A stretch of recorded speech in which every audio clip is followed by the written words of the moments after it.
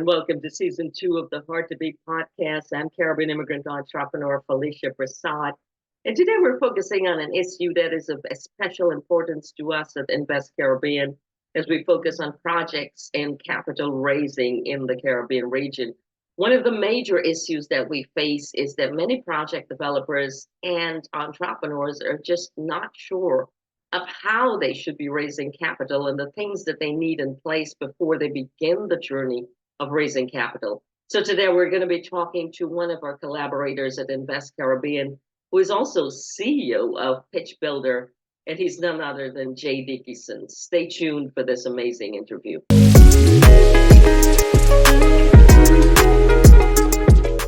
I'm so thrilled to be joining one of my super colleagues at Invest Caribbean and who's also the CEO of Pitch Builder, Jay Dickinson. Jay, welcome to the Hard to Beat podcast. It's so good to have you kick off the new year with me. I know you have been busy also in the holidays, but you know, one of the pet peeves, like we talked about last year, that we deal with in the Caribbean and at Invest Caribbean is the fact that so many people are trying to raise capital, but not really ready, as we say, for prime time. And I know you are the expert on that. But before we get into the questions, I just wanted you to kind of share with our audience a little bit about your own journey to entrepreneurship and your expertise in this area. Sure. So I guess I'm one of those lucky people who grew up in a household of entrepreneurs. So my dad always sort of had his own business, and so since a very young age, I grew up around it. And also the side effect of when you've got entrepreneurial parents is, you know, you always spend a lot of time getting your hands dirty from a very, very young age. And so my journey, though, is I'm Canadian originally. I moved to the UK about 15 years ago to go to business school, and I've lived sort of in London ever since.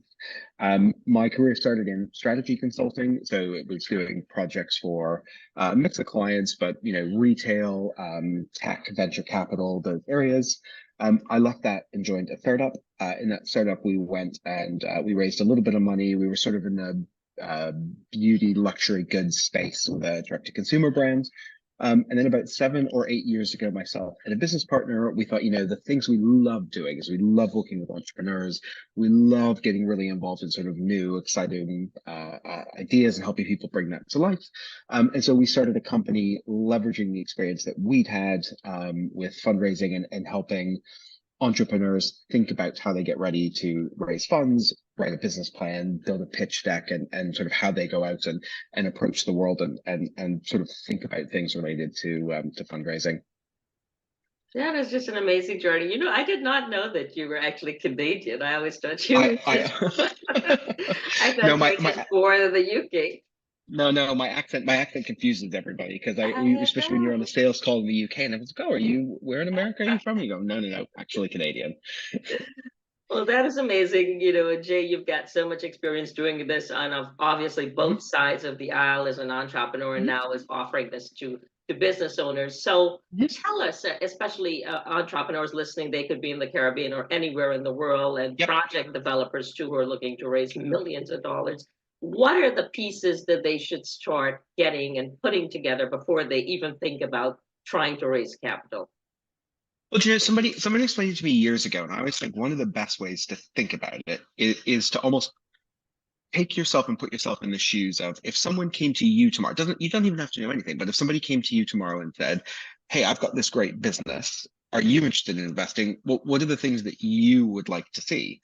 You know, so you're thinking about, you know, well, if I rephrase, it's, you know, if you think about the things that you would want to see if somebody came to you, right? So you think, okay, is this, you know, do they have an idea that I'm interested in or that I think is viable?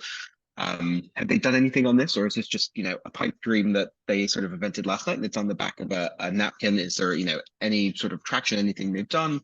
Is there something where if I put money into this, I'm going to get my money back? And that's quite an oversimplification. But if you start thinking about, if you put yourself in the shoes of sort of someone else, you know, what are those things you would want to see?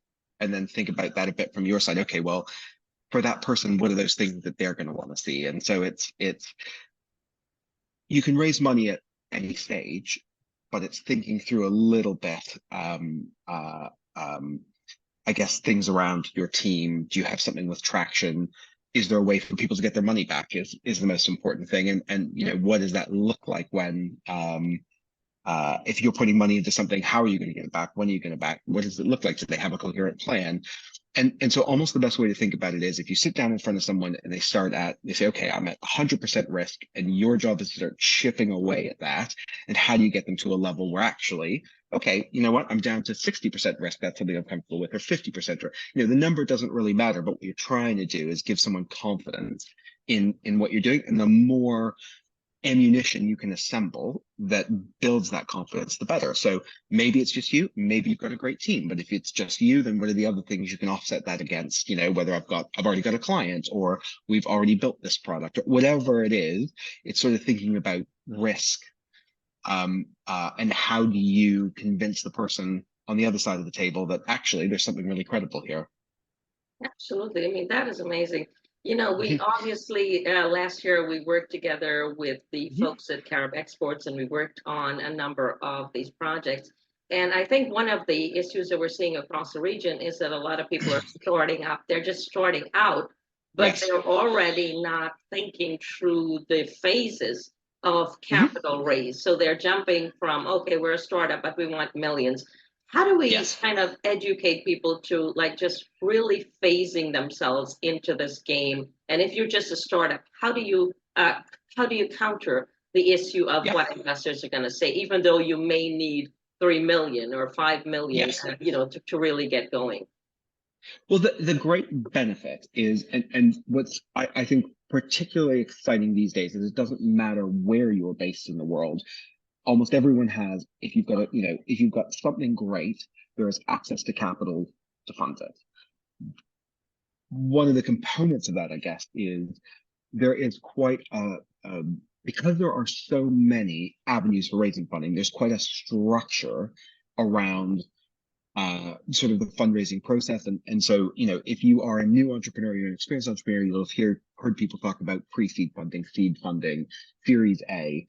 And it's worth doing, and you know, it's worth doing, not just listening to this podcast, but sort of doing your own digging and trying to understand what those terms mean. But at its core, there is a sort of pre-existing process of, depending at what stage your business is at, where you would fall. So if you are just starting out, you might be raising a pre-seed round, or if you are a little more established, you're raising a seed round or a Series A round.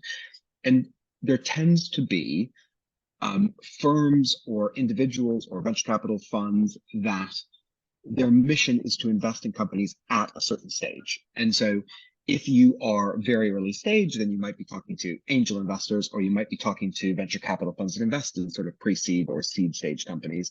And they're going to have generally, and it varies a little bit by country. So it's less here in the UK, it's more in the US, the Caribbean, it sort of varies a little bit, but they're going to have generally a check size that they like to write. And so, you know, a seed round these days can vary significantly, but you might be talking about $250,000 to $1 million in terms of the average size check. And in exchange for that, that funder is typically going to be looking for a sort of preset share of your business. And at an early stage, that, you know, can be 20%, 30%. It can be more or less, but that tends to be something you see a lot. And so it's sort of about figuring out, well, who are, if we're very early or we're late, who are the funders that would want to fund us? What are they looking for in exchange? And do we sort of meet the criteria? Because again, there tends to be well-established criteria. So people, though it might be your first time raising funding, the people who provide the funding are getting hundreds or thousands of pitches all the time, and they sort of fit into pre-prescribed categories. And so it's really important as a first step to think about, okay, where are you? And do a little bit of research into, well, if I need funding, where might I go, and who are the people that provide it, and what do they look for? And so if you, you know, even if you just go into Google and you start looking for sort of pre-seed funding, you're going to find a bunch of venture capital funds. They all put their criteria on their website, and it's really worth having a look at, you know, what they're looking for. Angels can be a little bit more all over the place, but again, if you start, you know, Google is a great starting point, or you know, people like you or me who do this all the time, we're great resources to talk to in terms of, well, what are they looking for? Because they're looking for prescribed things. And so it's sort of important to think about that. And we'll talk about this, I think, as the podcast goes on in a bit more detail, but sort of getting yourself ready. But it's thinking about, well, these are the things that they're looking for. What have I got here on that checklist? And would this be a good fit? Absolutely, absolutely. And you know, Jay, I think you've kind of built it up, so there is the sort of like thinking process now. So what are the Yep. pieces that they should now start building in terms of the actual things that they need to do to take action before they Yep. even start pitching to investors? The simplest answer is traction, traction, traction, traction. The more traction you can show, the better. And so sometimes with a lot of entrepreneurs, you might have the greatest idea in the world. And sometimes if you're very early stage, the hardest thing almost is starting. And so it's go and find a client or sign up clients. Or because if you think about what I said at the beginning about risk, if I come to you and say, look, we've got this great idea, we're starting a company that's going to manufacture widgets, and it's going to cost $200,000 to start. Or if I came to you and said, look, we've got a company that's going to manufacture widgets, it's going to cost $200,000 to start, and we've got 4 clients who, the minute we start producing, they're willing to buy from us. And so it didn't cost you anything to go get those clients. But if you think about those two propositions, put them side by side, the one where you can say, oh, look, I've got these 4 clients, that's game changing, because actually, again, you're chipping away at risk, which is what you've been trying to do all along. And so sometimes I think people, when they're bootstrapping, there's not a lot of capital, they're trying to do their best. It's really thinking about, again, risk and chipping away, and what are some of the inexpensive things that you can do to prove that you've got something here and there's a little bit of traction behind it. And so it's those things are really important, and they're easy to start, and they don't cost anything if you're constrained by capital. Absolutely, absolutely. The other issue that comes up, I think, a lot of the times that we see is that people are preparing just really crappy looking, pitches or business plans, and they don't have Yep. a clue of the things that they should put into it. And so they Yep. expect that that is going to go and fly. And how important is that to have a succinct pitch deck, something that looks really amazing, and then to Yep. make sure that their financials are also in place? Yeah, it's just it couldn't be more critical. And you sometimes hear venture capitalists will say, oh, if you've got a good idea, it doesn't matter. We'll get to we'll figure it out.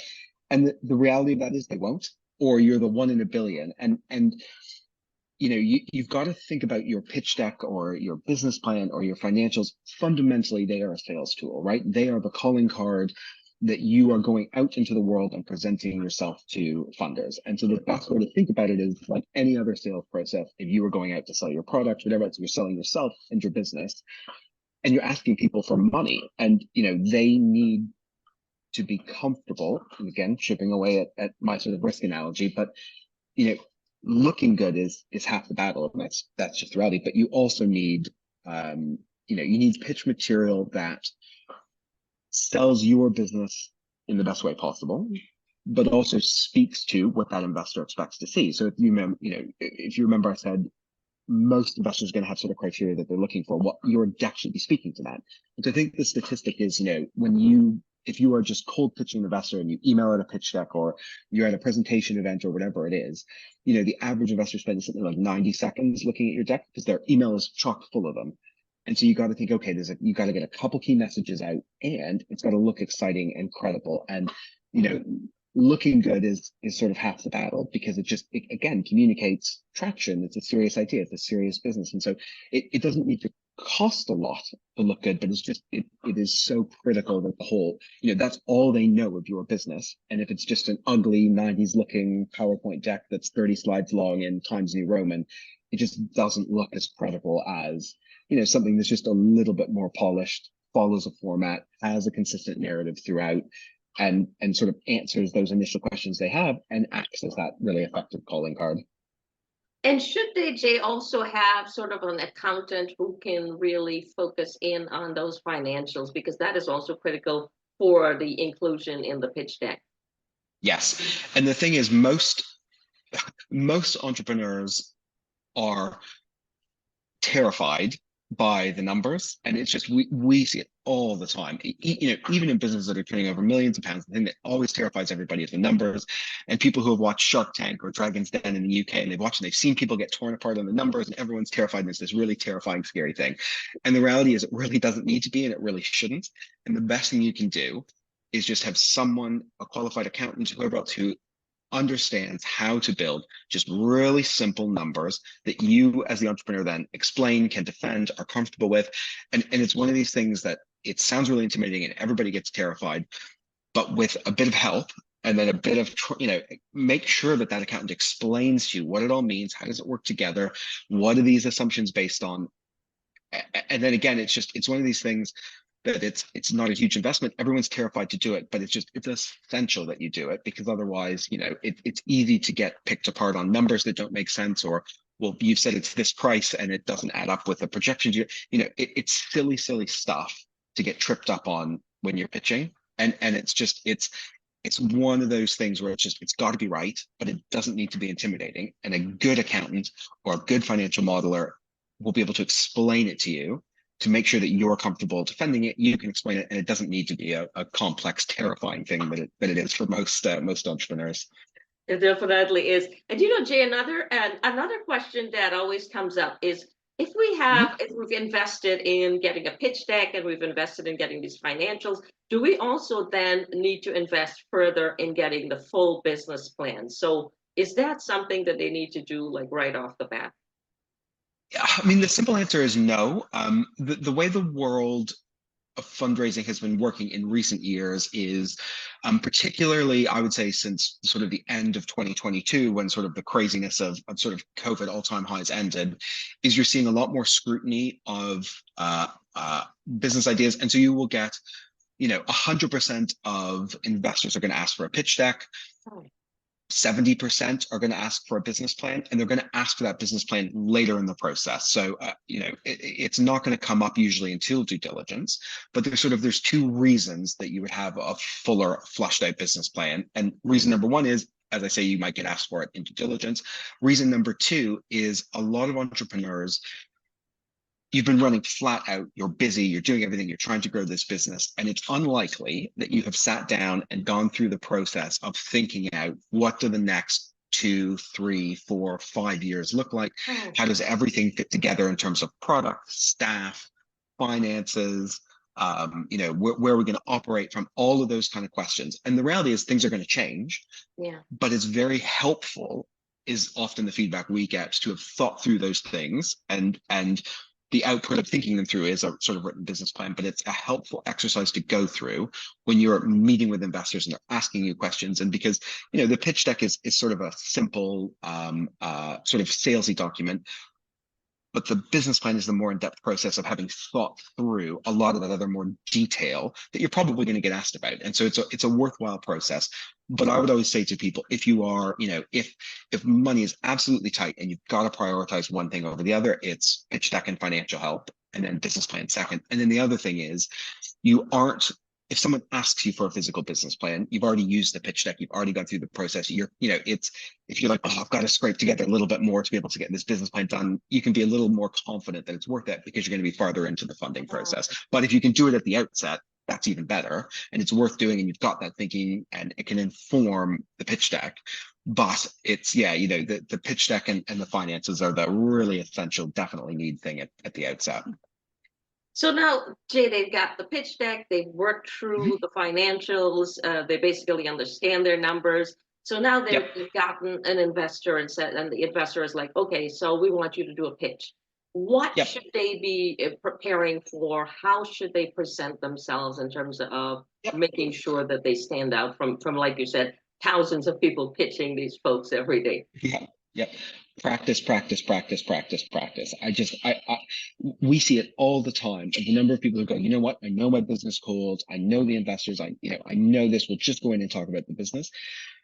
And the reality is, when you get in that room and you're sitting down, it's the best thing you could have done is practiced. And so what you would generally want to do is you're going to have a sort of short, succinct pitch. And then you're going to want to make sure that you have tons of time for questions. So every sort of pitching environment is different. Every meeting is different. It depends how much time that they give you. But, you're going to want to give a sort of quick presentation and then leave most of the time for them to probe on questions. And that's one of the best ways of preparing. And then you are going to definitely want, when you're doing that practice, to also think about practicing the questions you're going to get asked, and to, to have a pretty thorough list of answers ready, because you're definitely going to get questions. Some of them are going to be hard, some of them are going to be easy, some you thought of, some you aren't. But when you're doing this practicing, it's worth, if you've got mentors or board advisors or, whoever you're working with, it's worth having them a little bit put you through the ringer on some of those practice sessions, because it'll just bring out some of those questions that you're likely to get asked. And again, it's just being prepared. It could be a 20-minute meeting, 30-minute meeting, but millions of pounds could be riding on that meeting. And so it's practice, practice, practice, practice, practice.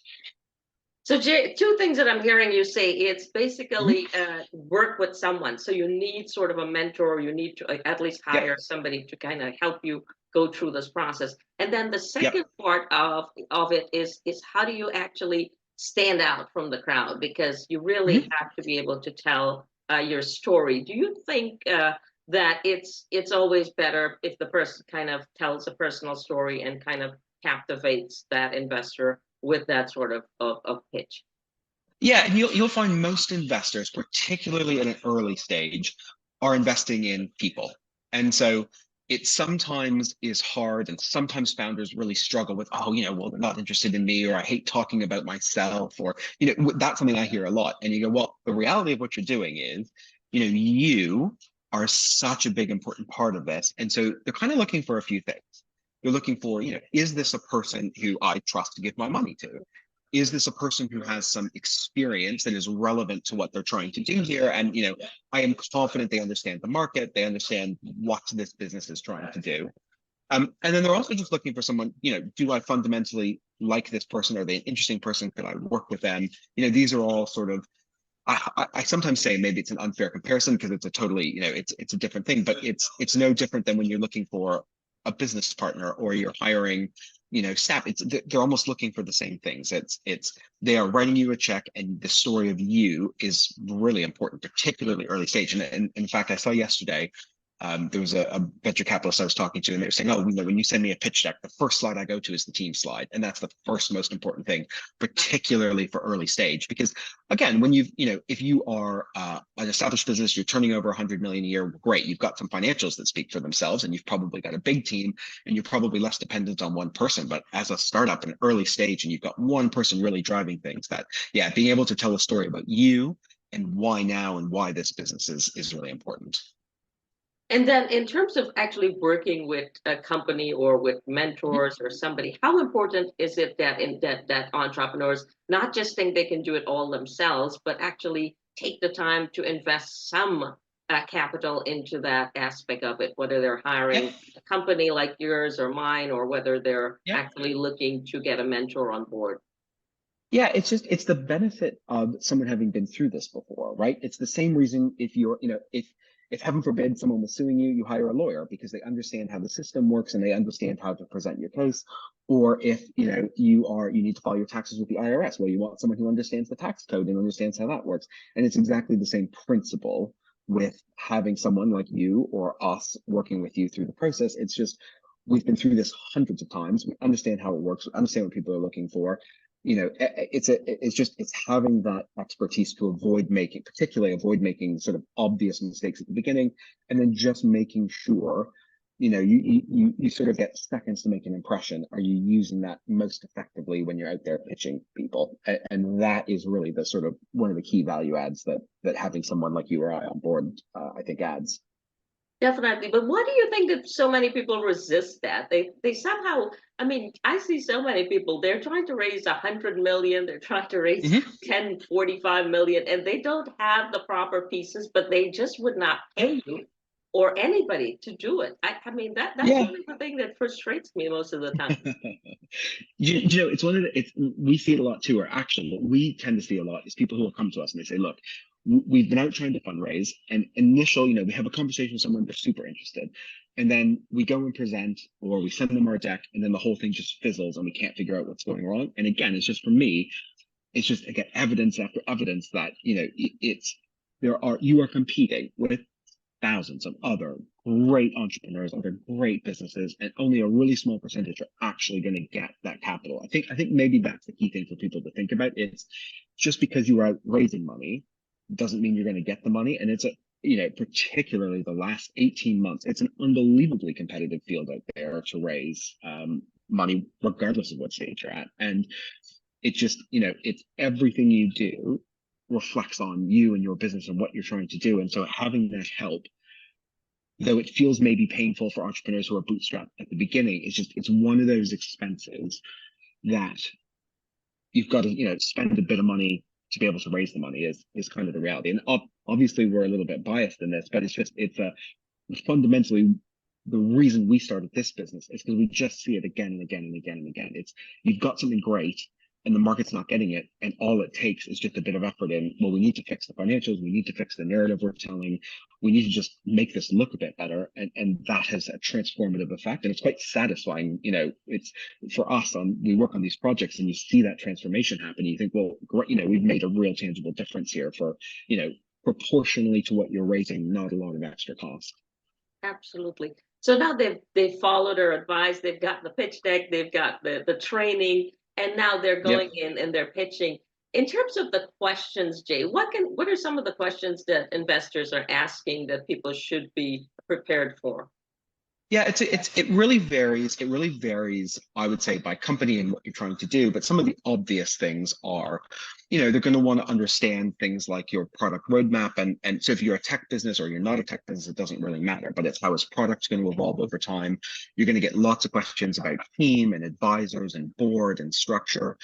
And then the really important thing for any investor, and I'm going to say this way, it's oversimplifying it, but it's how do I get my money back? And, what does this look like as an investment? And, what's the time horizon here? Are we going to be able to get out in 3 years, 5 years, 7 years? What does that look like in some of the thinking? You're going to get lots of questions on the market, how you see what's happening more broadly, the longer term trend, because again, you don't want to think about, well, this is the exact problem today. Well, what is it, 5 years from now? What do you think this looks like? And obviously things change and evolve and markets change, but they're going to be really curious in sort of how you see the markets and how the team sees the market, and then just how this grows, and how the business sort of grows over time, broadly. Definitely. So now you've got, maybe they're really interested now, they're getting down to brass tacks and they ask you, okay, so how much do you think your business is worth and how much are you willing to give up for X amount of dollars that you're looking to raise? How does an entrepreneur that's just starting out kind of process that and answer that sort of question?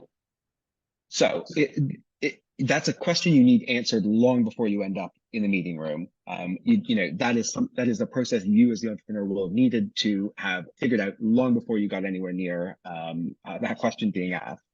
The short answer is you'll probably need help, because valuations tend to be, it's a little bit of science and a little bit of, for early stage, there are a bunch of different ways you can arrive at evaluation. It varies significantly by industry, what you're doing.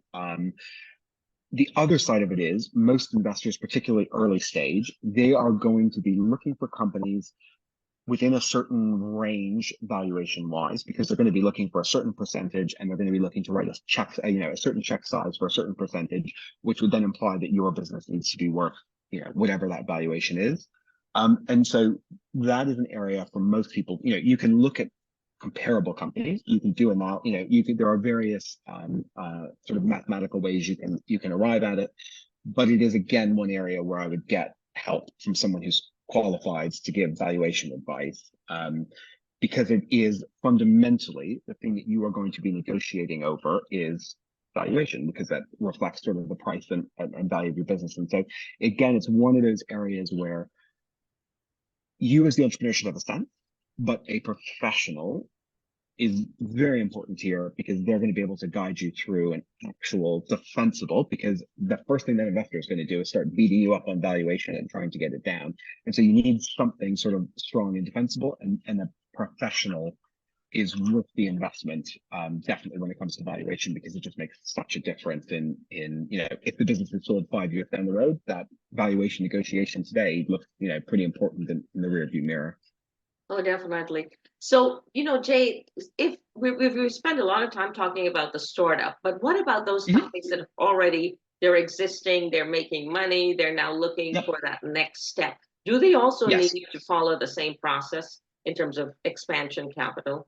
Yes, roughly. I mean, you are the bigger you are, the more you are raising, the more intense, time-consuming, and in-depth the due diligence is going to be with any investor. And so the process is the same, but it is more time consuming because you are going to need, much more in-depth sort of financials, looking at the market, your products. You've obviously you're going to have a much bigger team. And so, that pitch deck is still an essential calling card. It doesn't matter whether you're raising £1 billion or, 100,000.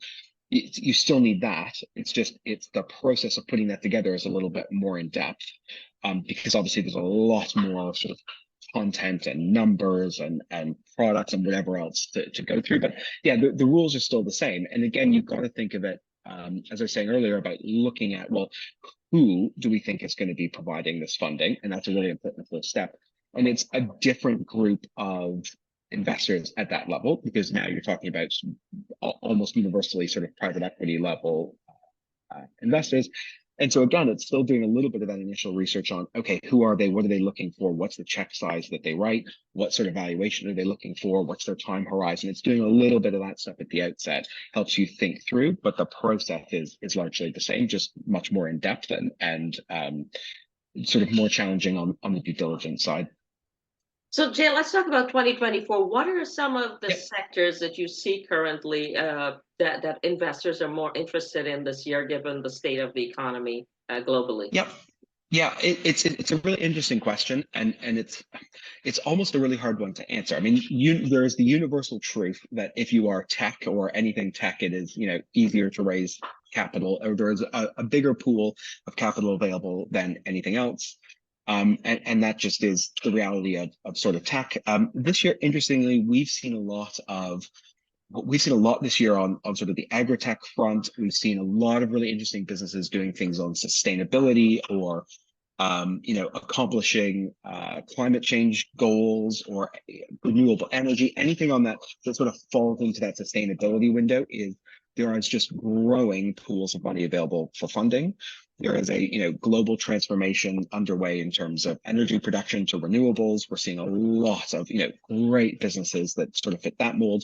There's always sort of tech. We're seeing a lot of innovation in, after years of being battered, sort of the hospitality sector. We're seeing a lot of really interesting stuff happening there again, as, a lot of entrepreneurs sort of rebuild. So, I wouldn't say there's necessarily a sort of this year it's going to be about AI or this year it's about this or that. It's the fundamentals are having a great business. And that makes your life easier, when it comes to raising, but particularly at the moment, sustainability, we've seen a lot happening around that, the environment, tech still, AI, obviously, there's been a lot happening in the last year. Agri-tech, again, is a real opportunity, particularly in, the Caribbean, we're seeing a lot in Africa, we're seeing a lot in Europe, parts of the US on that topic, there's been a lot. So, I wouldn't, if I was an entrepreneur and I was listening to this podcast and I think, okay, is my business, are we going to fit with what happens in 2024? It's go for it. There's lots of investors for sort of everything. Well, thanks, Jay. So much stuff to actually unpack. And I know people are going to be spending a lot of time. If you've got a pen and paper, whatever you're taking notes with, I think you need to really hone in on these topics, because Jay is so experienced in this. Jay, just the few remaining moments we have here, if there are just two takeaways that you want entrepreneurs to actually just remember and hone in on, whether they're a startup, whether they're a growing business, what would those be? If you are, when it comes to, so I'll do the first one if it comes to funding, and it's the most important thing is start with where you'd like to go and work backwards. So if you think, okay, I've got this great business and this is going to take millions of dollars to get to sort of the goal we want to get to. It's think today about all the funding rounds you're going to need to get there and sort of work backwards. So if you think, okay, we're going to need a Series A and we're going to need $10 million, but today we're only going to go out and we're going to need, 700,000 in seed funding. We'll work backwards on, if you've got 700,000 in seed funding, how are you going to prove what are those metrics that you're going to need to prove to unlock that 10 million down the road, and always think backwards that way. And then the other thing I would say is, it's definitely do your research. And that broadly relates to research on valuation, research on what an investor is going to expect to see, and don't be afraid, as we've talked about, to get help, throughout the process from those who have been through it. Well, thank you, Jay. I really appreciate you joining us and kicking off the year. It's just an amazing podcast and so much information. And thanks again for your time, and always No problem. for working with us. And that's all the time we have on this edition of the Hard to Beat podcast, season 2. I'm Felicia Prasad. Thanks to my guest, Jay Dickinson. Until next time, I wish you love, light, and abundance.